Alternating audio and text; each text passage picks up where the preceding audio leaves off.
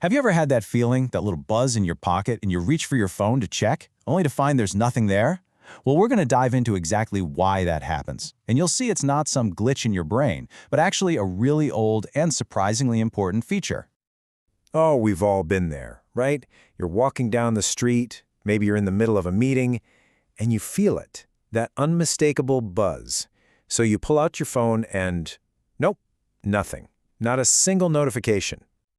And it's not just our phones, is it? It's that thing where you're sure you heard your name in a noisy room, or that little sinking feeling you get when a text just says K. These aren't just random little quirks. They're all connected. They're all signs of the same thing happening inside your brain. Neuroscientists actually have a name for this, a phantom vibration.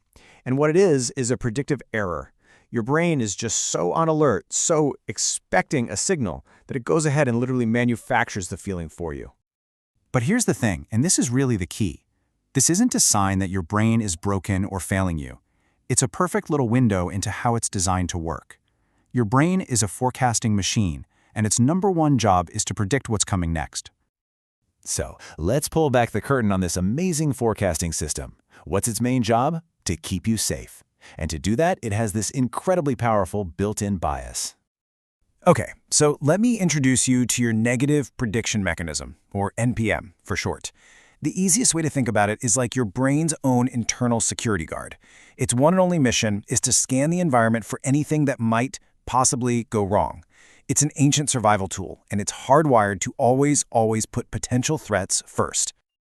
So what's this security guard like? Well, it's not some calm, cool, collected veteran.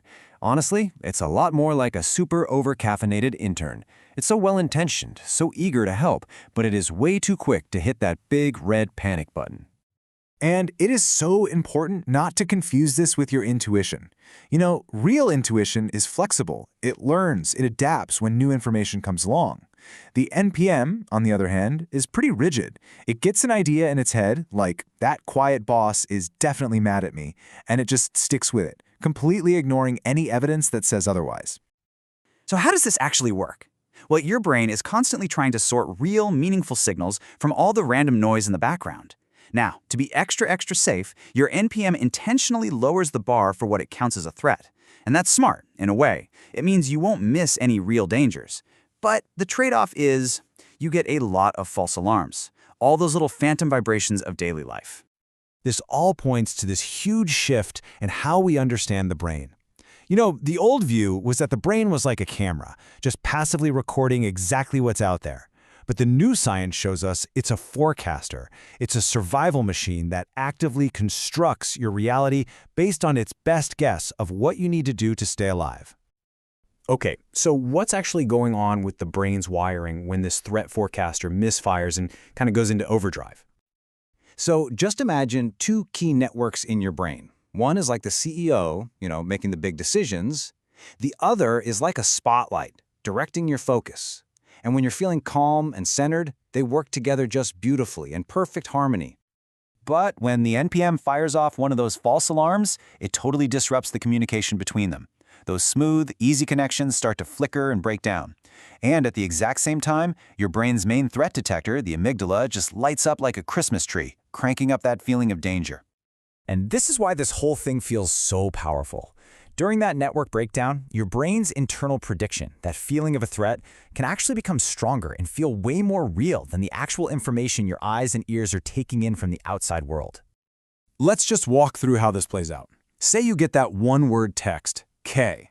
Your NPM instantly predicts, oh no, they're angry with me. And then you feel that phantom alarm, that sting of rejection. But what's the missing data? I mean, there are a dozen other totally neutral explanations, right? Maybe they're busy or driving, or that's just how they text. So if our brain is making all these little mistakes, does it ever catch itself? It absolutely does. It has this fantastic built-in oops detector. It's a very specific brain signal called the error-related negativity, or ERN. It's pretty amazing.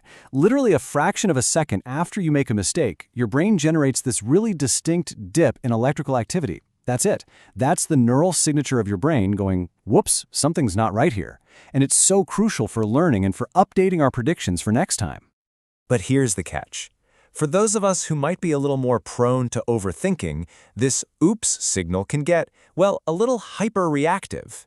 It starts firing not just for actual mistakes, but for any kind of uncertainty at all. It starts treating, I'm not totally sure what they meant by that text, as if it's a major, critical error that has to be solved right this second. So, we've got this hypersensitive threat detector. The big question is, can we actually do anything about it? And the answer is a huge, definitive yes. We can consciously, deliberately recalibrate the entire system. And here's a really powerful 3-step practice to do it. Okay, first, just notice the feeling and give it a label. Say to yourself, that's my NPM firing again. Step 2, scan for data. Get curious. Become a detective. Ask yourself, what is just one piece of evidence that contradicts this fear? And third, recalibrate. Make a conscious choice to trust the actual data you found over that initial loud alarm. Every single time you do this, you are literally, manually, turning down the threat alert dial in your brain. You are teaching the system, through your own conscious action, that its default sensitivity setting was maybe just a little too high. And please, hear this part. Your mind is not your enemy here. It is not failing. It's this incredibly loyal, protective system that's just trying its best to keep you safe. This whole process isn't about fighting your brain. It's about gently guiding it. But okay, that brings up a huge question, right? If it's just a false alarm, why does it feel so intensely physically real? Why does your stomach actually drop? Well, it's because your brain doesn't just predict what you'll see and hear. It also predicts what you're going to feel. They call this interoception.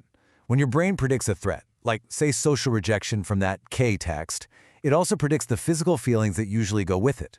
So, to get you ready for the impact, it actually makes your chest tighten and your stomach churn before anything bad has even happened. It's preparing you.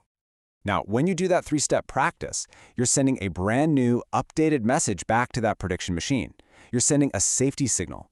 You're showing it that the predicted threat wasn't real, which gives it permission to stand down and lets all those physical sensations just fade away. You know, I love this analogy. Think of your NPM as a really loyal but kinda jumpy guard dog. It barks at the slightest sound. It's not a bad dog, it's just doing its job. Your role isn't to yell at it to shut up. It's to calmly walk over to the door, check the lock, see there's no intruder, and then just gently reassure the dog that everything's okay. Okay, let's bring this all together. We've gone all the way from a simple phantom phone buzz to the deep architecture of how your brain literally constructs your reality. So, what are the big takeaways? Well, that phantom vibration is your clue to your brain's incredible predictive power. Your NPM isn't a flaw, it's a protective system doing its absolute best for you. And the best news is, you can retrain its sensitivity just by consciously checking the data. Every time you do that, you're recalibrating your system and building a deeper, more profound trust in yourself. You are teaching that loyal guard dog that it's okay to relax. It doesn't have to bark at every single leaf that blows past the window. It can start to trust that you're there, you're in charge, and you'll handle things. So I really want you to leave with this thought. You aren't broken. You don't need to be fixed. You are simply in the process of training a loyal, protective system to become an even better, wiser, and more accurate forecaster of your world. So, here's a little question to take with you.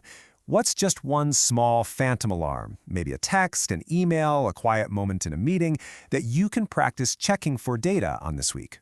Just start small and see what you discover.